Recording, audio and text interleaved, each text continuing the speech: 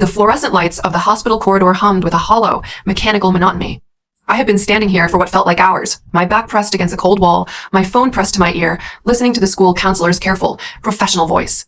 Mrs. Sterling, we've noticed something concerning in Lucy's recent writing assignments. She's been writing that her father has passed away. I wanted to confirm with you whether this is accurate, or if it's something we should be concerned about. I opened my mouth to speak. The words caught in my throat. I thought about Garrett, my husband of 10 years. I thought about the evenings he spent at Vanessa's house, the widow of his late partner. I thought about the excuses, the lies, the way he had slowly, systematically erased himself from our lives.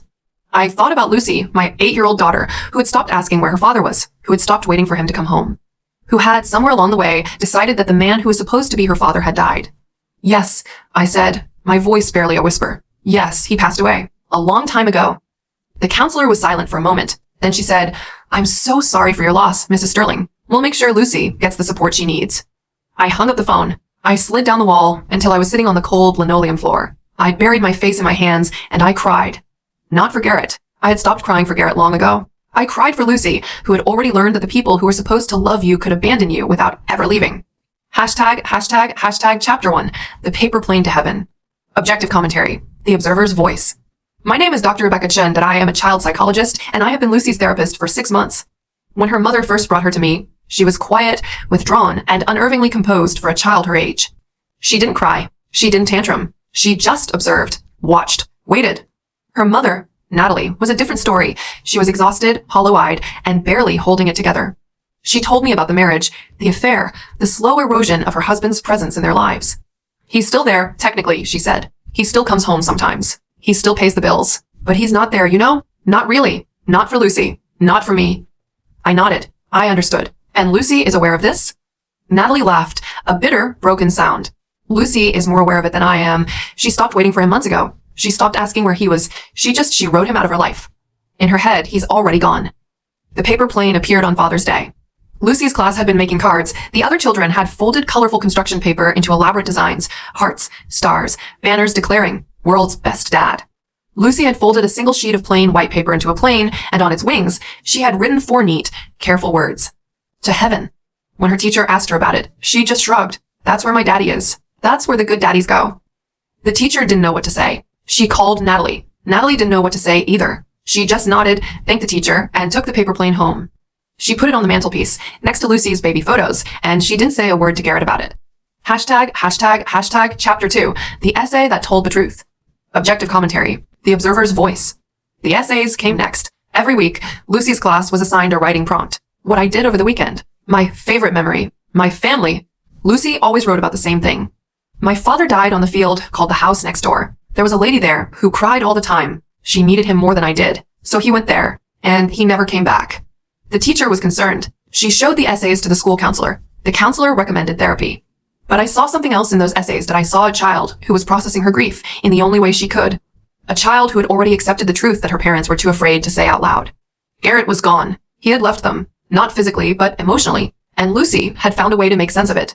The rubber erasers were the first thing I noticed. Lucy would hold them tightly during writing assignments, her small hands clammy with sweat, the rubber turning gray and worn.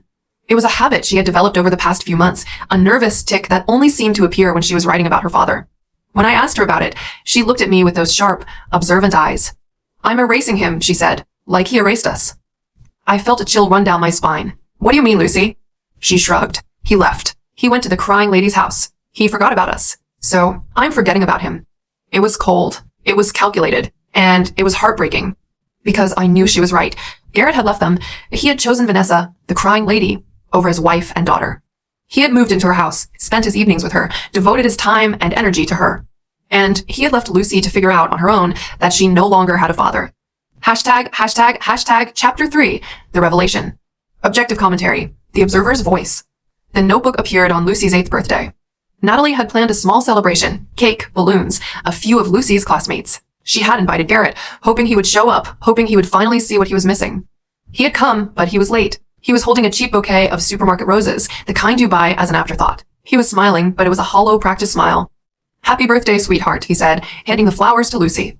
She took them without meeting his eyes. She set them on the table and walked away. Garrett looked confused. What's wrong with her? Natalie didn't answer. She just pointed to the coffee table, where a new notebook lay open. The title was written in Lucy's careful, deliberate handwriting, a title that looked like it had been practiced over and over again. If my father were still alive. The first page was empty. The second page was empty. The third page was empty. But the title said everything. Garrett looked at the notebook. He looked at Lucy, who was standing in the corner, watching him with those sharp, unblinking eyes. He looked at Natalie, who was waiting, watching, counting. "What is this?" he asked, his voice barely a whisper. Natalie smiled, and it was a cold, sad smile. "It's a book, Garrett, a book about the father Lucy wishes she had. Since you've been dead to her for so long, she's trying to imagine what it would be like if you were still alive." ####Chapter 4, The Fall. Objective commentary. The Observer's Voice. Garrett tried to fix it. He tried to come home. He tried to be a father. He tried to undo the years of neglect, the years of absence, the years of choosing another woman over his own family. But it was too late. Lucy had already made up her mind. She had already written him out of her life. She had already decided that the man who was supposed to be her father was dead. And she didn't know how to bring him back. The week after her birthday, Garrett filed for divorce. He said it was because the marriage was broken, because Natalie had turned their daughter against him, because he didn't know how to fix it. Natalie didn't fight it. She just signed the papers and moved on. But Lucy wrote one last essay. The prompt was, "What I wish my family knew." Lucy's essay was simple, direct, and devastating. "I wish my mother knew that I love her. I wish my father knew that he's already dead to me. I wish everyone knew that you can't leave someone and still expect them to love you." Natalie framed the essay and hung it on the wall. It was her way of saying what needed to be said. It was her way of telling the world that she was done pretending. Objective commentary. The Observer's Voice. I visited Lucy's house one last time. The notebook was still on the coffee table, open to the same page, the same title, the same empty pages. "Is she ever going to write anything in it?" I asked. Natalie shook her head. "No." She said she can't write about something she's never had. She can't write about a father she's never really known. I looked at Lucy, who was sitting on the floor, her small hands still clutching that worn, gray eraser. "What are you doing, Lucy?" I asked. She looked up at me, her eyes old and tired. "I'm erasing him," she said again. "I'm erasing him for good." ###epilogue. The father who never was.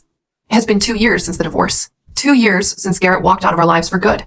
Lucy is 10 now. She doesn't write about her father anymore. She doesn't talk about him either. It's as if he never existed, as if he was a ghost that faded with time. But she still has that notebook. She still keeps it on the coffee table, its pages empty, its title a constant reminder of what she lost.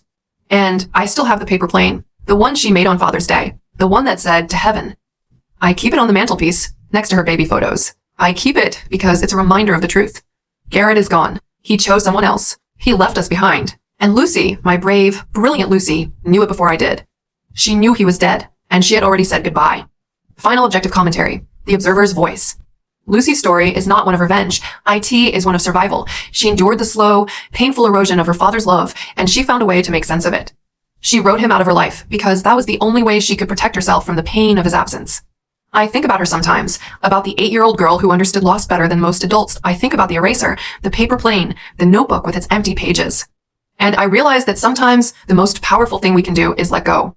Lucy let go. She let go of a father who was never really there. She let go of the hope that he would ever change. And she moved forward. She is strong. She is resilient. She is unbreakable. She is a hero.